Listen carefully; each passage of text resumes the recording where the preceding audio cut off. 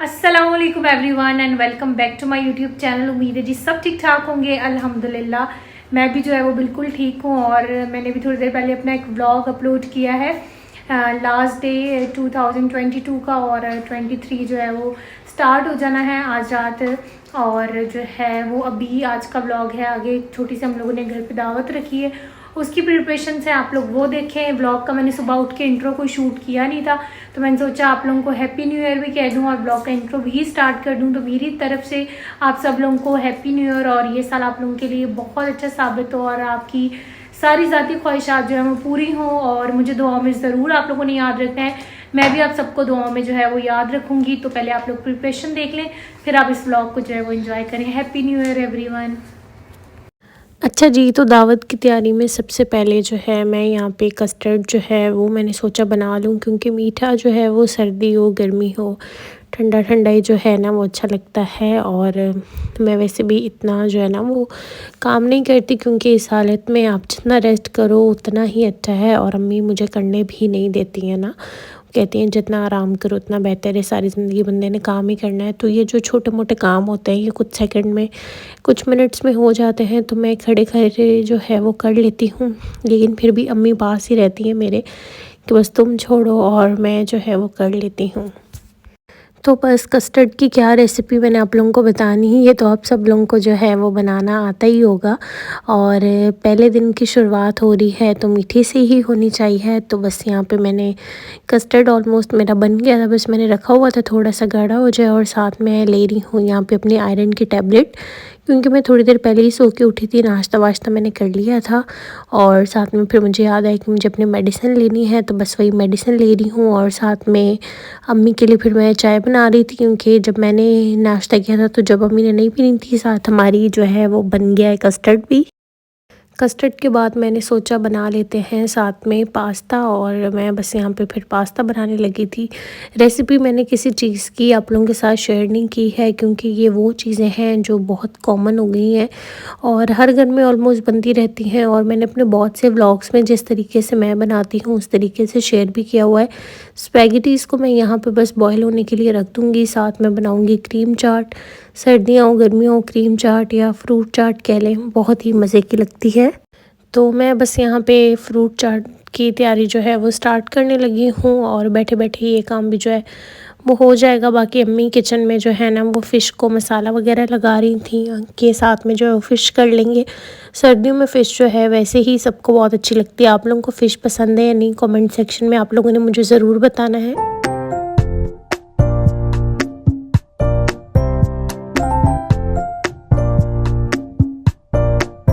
Fruit चाट के लिए सारे पहले मैंने फ्रूट्स काट लिए जो भी आपके पास थे, और फिर मैंने सारे इसमें लगा दिया, थोड़ा सा ब्लैक पाउडर डाल दिया मैंने। और अब मैं इसमें डाल रही हूँ मायोनीज़। पता नहीं आप लोग डालते हैं या नहीं डालते, अगर नहीं डालते तो डाल के देखिएगा, टेस्ट जो है वो इससे काफ़ी अच्छा आता है। और मैं जो है वो एक पैकेट इसमें क्रीम डाल दूँगी, उसके अलावा इसमें आप फ्रूट कॉकटेल भी ऐड करें तो बहुत ही मज़े की लगती है। फ्रूट कॉकटेल से टेस्ट जो है ना वो बहुत ही मज़े का आ जाता है। तो यहाँ पे जी क्रीम चाट भी हमारी डन हो गई थी, कस्टर्ड भी हमारा हो गया। लास्ट में जो है मैं फ्रूट कॉकटेल डालती हूँ, ताकि सारा जो भी इसकी मैरिनेशन है वो एक अच्छे से हो जाए और मज़ेदार सी हमारी क्रीम चाट जो है ना वो रेडी हो जाए। कस्टर्ड मैंने वहीं पे रख दिया था ठंडा होने के लिए, कि थोड़ी देर ठंडा हो जाए, फिर जिन डिशेस में डाल के रखना है मैं उस डिश में डाल के जो है ना वो रख दूँगी। तो बस यहाँ पे मैं 2 बॉल जो है वो कस्टर्ड के जो 2 बॉल हैं वो मैं फ़िल करी हूँ और इसको रख दूँगी। फिर जब मैंने सर्व करना होगा तो फिर मैं इसमें केक या फिर जेली वगैरह जो भी डालनी होगी डाल दूँगी। फ़िश यहाँ पे हमारी मैरिनेट जो है वो हो गई थी, इसको रख देंगे हम। ये सुबह का 1 बजे का व्लॉग है, और दावत रात की थी तो अच्छे से मैरिनेशन हो जाएगी। तो फिर जितनी देर आपका जो है ना वो मसाला लगा हो, ब्रोस्ट हो या फ़िश हो, उतनी ही आपकी चीज़ ज़्यादा टेस्टी बनती है जितनी देर तक के लिए वो मैरिनेट जो है वो रहती है।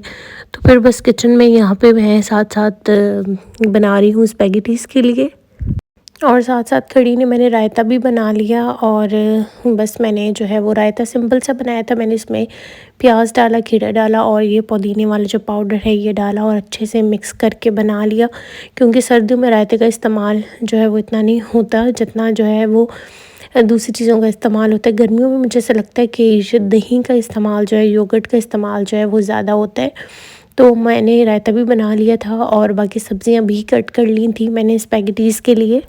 तो क्रीम चाट हो गई और स्पैगेटीज़ हो गई। ये तो जो भी दावत हो ना हमारी मस्ट ही मस्ट है। तो बस यहाँ पे मैंने कोई रेसिपी नहीं आप लोगों के साथ शेयर की और बस हमारी स्पैगेटीज़ भी रेडी हो गई थी साथ साथ। और मैं यहाँ पे बना ली थी सैलेड कि चलो जितना काम वाइंड अप हो रहा है वो मैं खड़े खड़े जो ईज़िली कर सकती हूँ मैं कर लूँ। और यहाँ पे भी मैं जेली बना रही थी। और जेली की रेसिपी अगर आप लोगों को चाहिए तो कमेंट सेक्शन में ज़रूर बताइएगा। मुझे ना अक्सर जेली खाने की इतनी क्रेविंग होती है कि मैंने अपने पास रखी होती है कि कभी दिल चाहे तो बना के जो है वो खा लेती हूँ। फिर थोड़ा बहुत सैलेड रह गया था वो मैंने कट किया, वो दिया तो वो किसी को नहीं, वो फ्रिज में रखा।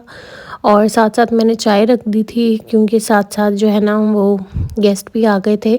तो बस साथ साथ जो है वो किचन का काम भी चल रहा था और साथ साथ जो है ना वो चाय पार्टी भी चल रही थी।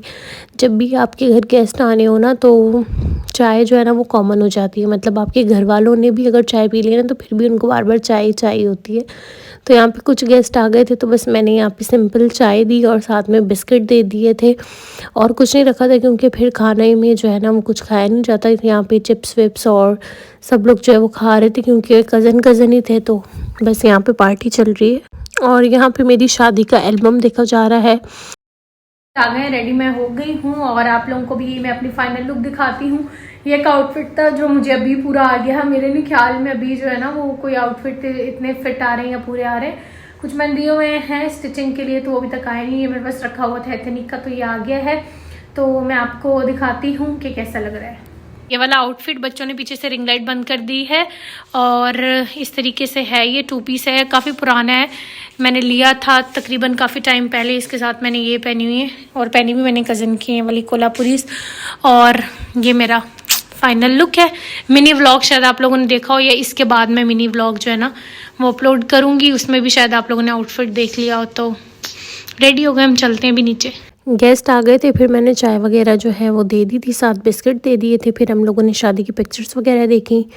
फिर मैं जो है वो रेडी होने के लिए चली गई। रेडी होके फिर मैंने आप लोगों को अपना लुक भी दिखा दिया था और मिनी व्लॉग भी आप लोगों ने देखा होगा। मेरे मिनी व्लॉग्स भी आप लोगों को अच्छे लग रहे हैं, बहुत शुक्रिया। और यहाँ पे हमारी फ़िश जो है वो फ्राई हो गई थी, साथ साथ अम्मी फ्राई कर रही थी और साथ साथ मैं कस्टर्ड में डालने के लिए जो है ना वो केक वगैरह वो डाल रही थी। एक में मैंने केक डाल दिया था और एक में जेली वाला कर रही थी और एक बिल्कुल सिंपल, क्योंकि मेरे हस्बैंड जो है ना उन्हें केक में ना कस्टर्ड पसंद है ना जेली पसंद है, उन्हें कुछ भी अच्छा नहीं लगता है। तो इसलिए फिर मैंने सिंपल जो है ना वो केक रखा और उसके ऊपर जेली वगैरह लगा दी। उनके लिए मैंने अलग से निकाल लिया था। और साथ अम्मी ने बना ली थी मज़ेदार से वेजिटेबल वाले राइस, जो कि बहुत ही मज़े का पुलाव बना था। और इस दफ़ा पता नहीं क्यों जेली जो है वो सही से फ्रीज़ नहीं हुई, हालांकि मैंने जेली को 2 घंटे पहले ही रख दिया था, लेकिन फिर भी पता नहीं। और थोड़े से ऊपर मैंने बादाम रख दिए थे। बस ऐसे मैंने प्रेजेंटेशन कर दी जल्दी जल्दी में, क्योंकि सब लोग आ गए थे और फिर सब लोगों को जाना भी था। और साथ में यहाँ पे देसी शोरबा था जो कि बहुत ही मज़े का बना था।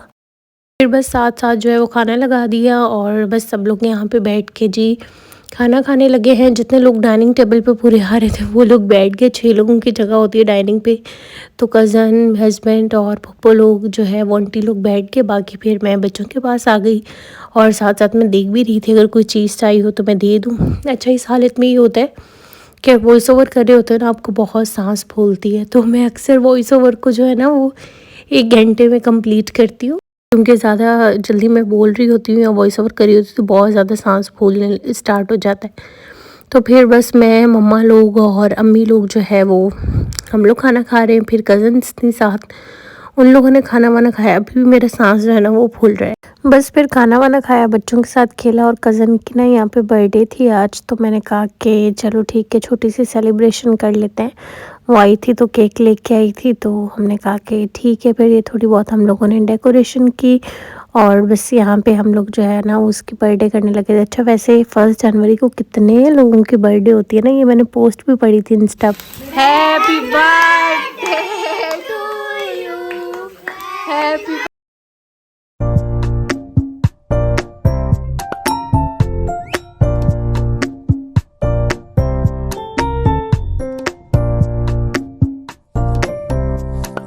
फिर बस अपने बर्थडे वगैरह की और जेंट्स पार्टी जो है वो सारी बाहर चली गई थी और वो लोग बाहर आउटिंग पे चले गए थे और हम लोग बस लेडीज़ घर पे बैठी बातें बातें की। मम्मा थी, मैं थी, सब लोग थे और बस मैं यहाँ पे केक खाने में मसरूफ़ हूँ। और सर्दियों में सौगात चाय ना हो ऐसा हो नहीं सकता, तो बस यहाँ पे सब बैठ के चाय पी रहे हैं। बच्चे जो है वो नीचे बैठ के मोबाइल में यूज़ करने में लग गए हैं, तो यहाँ पे बस चाय वाय एंजॉय की। फिर जो है वो गेस्ट ऑलमोस्ट 12:30 बजे चले गए थे और मैं यहाँ पे बस अपनी एसेसरीज जो मैंने पहनी थी ये रिमूव करने लगी थी। और स्किन केयर मेकअप रिमूव करके ही सोना है, चाहे जितनी भी सर्दी क्यों ना हो। स्किन केयर करना आप लोगों ने हरगिज़ नहीं भूलना। और यहाँ पे लाइट भी जो है वो जा चुकी थी और स्किन केयर मेरी ऑलमोस्ट यहाँ पे हो गई है। और ये आजकल मैं नया सीरम ट्राई करी हूँ, यूज़ करके बताऊँगी कैसा है। And that's it for the vlog. अल्लाह हाफिज़ एवरीवन।